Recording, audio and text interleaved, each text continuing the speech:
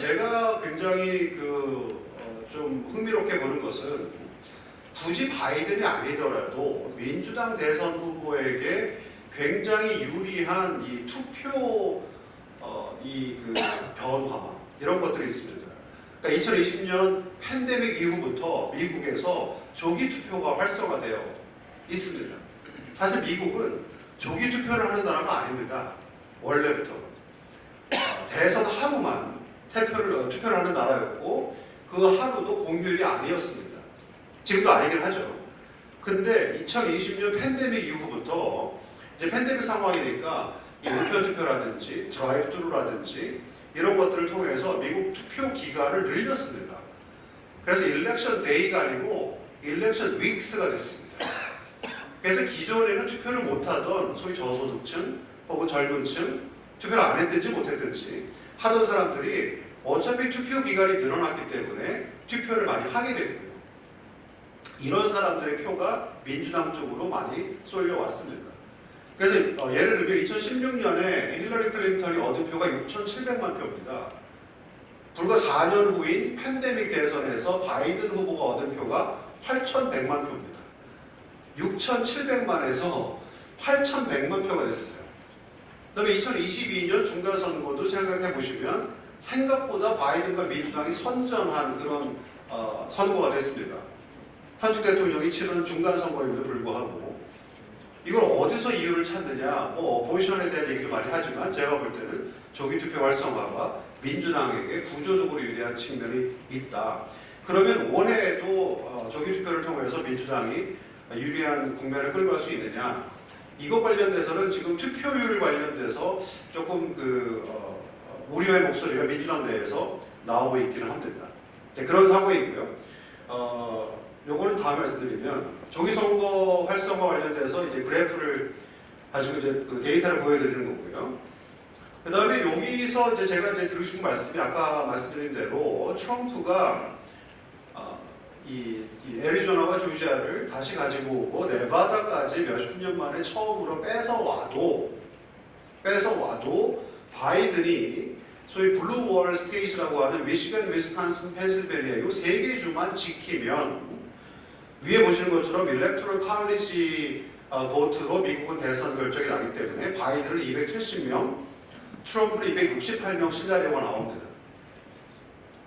그래서 미국 올해 대선 그 결과 관련된 여러 가지 시나리오가 있겠지만 또 이제 결국 누가 될 것인가에 대한 궁금증들도 많이 가지고 계실 거라서 제가 선제적으로 말씀을 드리자면 제가 볼 때는 이런 시나리오가 가능하다. 그래서 538명의 이 미국 대통령 선거인단 수인데 거기서 미니멈 과반이 270명입니다.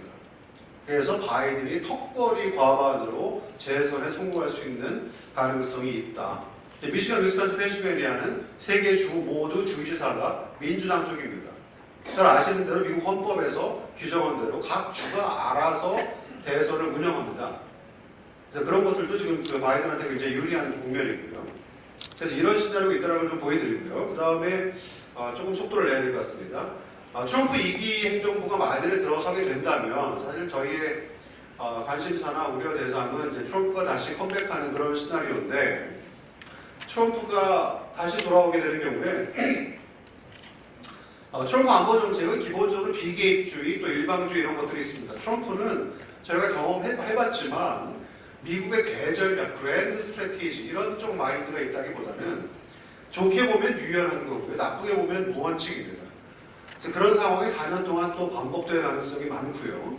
우크라이나 지원은 아마 중단될 것 같고 대만 관련돼서는 지금 트럼프가 일부러 그러는 건지 모르겠습니다만 대만 얘기만 나오면 반도체 얘기로 화제를 바꿉니다. 대만 관련돼서 어떤 커미먼트도 지금 얘기하고 있지 않은 상황이고요.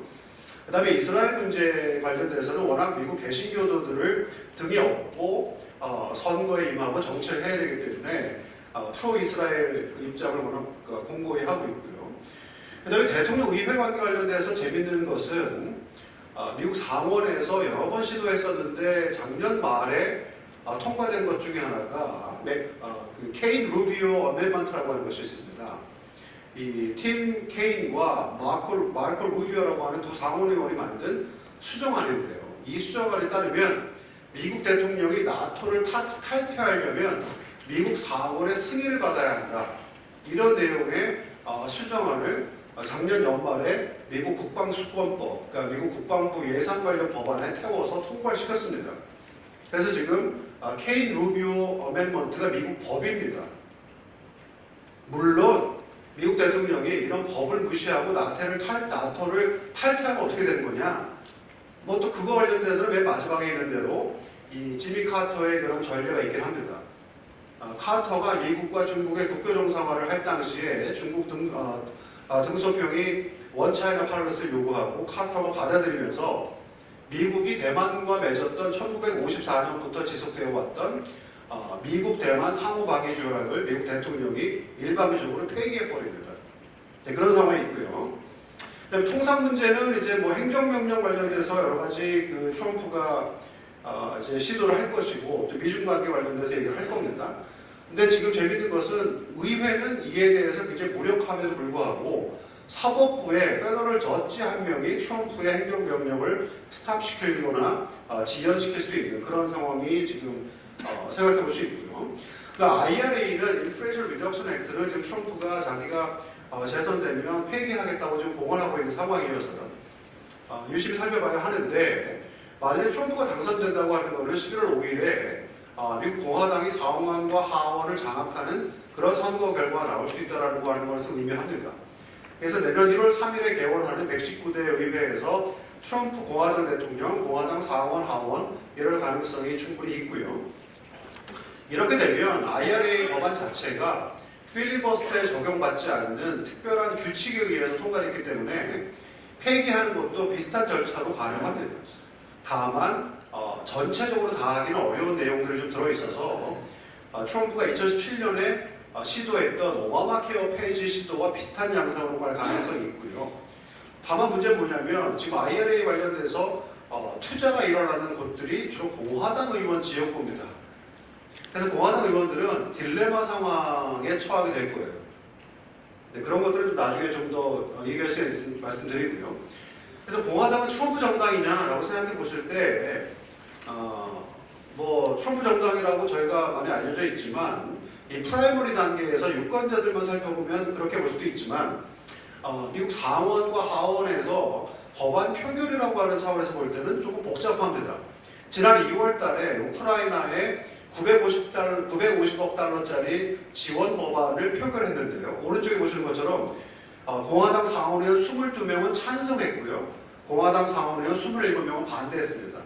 그러니까 공화당 상원의원이 49명인데 거의 비슷하게 절반 지금 입장이 나뉘어 있고요. 지난 토요일 날 600억 달러짜리 우크라이나 지원 법안을 미국 하원에서 통과시킬 때 하원 공화당에서 101명 찬성, 112명 반대, 122명인가 하여튼 그런데 거의도 절반 비슷하게 지금 양분되어 있는 상황입니다. 그런 상황은 조금 저희가 지켜봐야 할 것 같고요.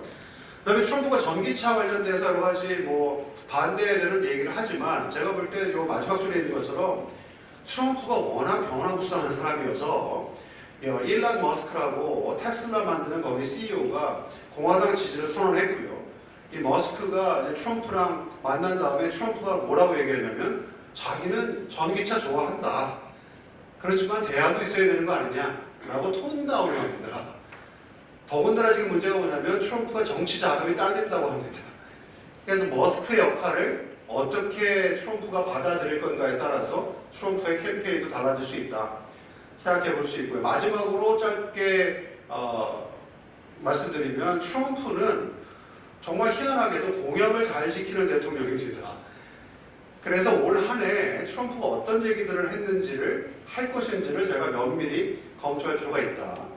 그 다음에 이제 트럼프 2기 행정부가 도래하는 경우에 의회의 역할, 의회의 구성 이런 것들도 저희가 좀 관찰해야 될 것 같고요. 마지막으로 트럼프 2기 행정부가 들어서면 이 주어진 4년 기간 동안 어떤 정책 우선순위를 가지고 트럼프가 대통령직을 수행할 것인가 관련돼서 저희가 좀 살펴봐야 하는데 트럼프의 최대 관심사 중에 국내에 안 알려진 것 중에 하나는 미국 연방정부 개혁입니다.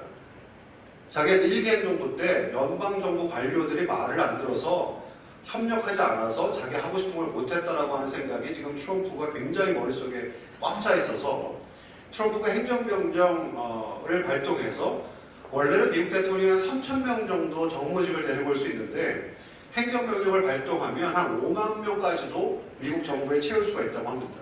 자, 그런 것들을 이제 해나가면서 대통령 임기를 이제 시작하게 될 것 같고요. 만일에 11월 5일에 트럼프가 당선되면 이 레임덕 의회가 있습니다. 그러니까 11월 중순부터 12월 한 중순까지 한 달 정도 지속되는 레임덕 카нг레스가 있는데 이 레임덕 의회 기간 동안에 이미 트럼프가 당선됐다라고 하는 걸 저희가 알고 있는 상황이어서 이 레임덕 의회에서 우리 국익에 부합되는 여러 가지 어떤 그 대비책 같은 것들을 미국 의회와 뭐 상의를 하든 로비를 하든 해결해 볼 수 있는 여지가 있어서 지금부터 열심히 준비할 필요가 있다. 그런 말씀 좀 드리고 싶습니다. 네, 이상입니다. 감사합니다.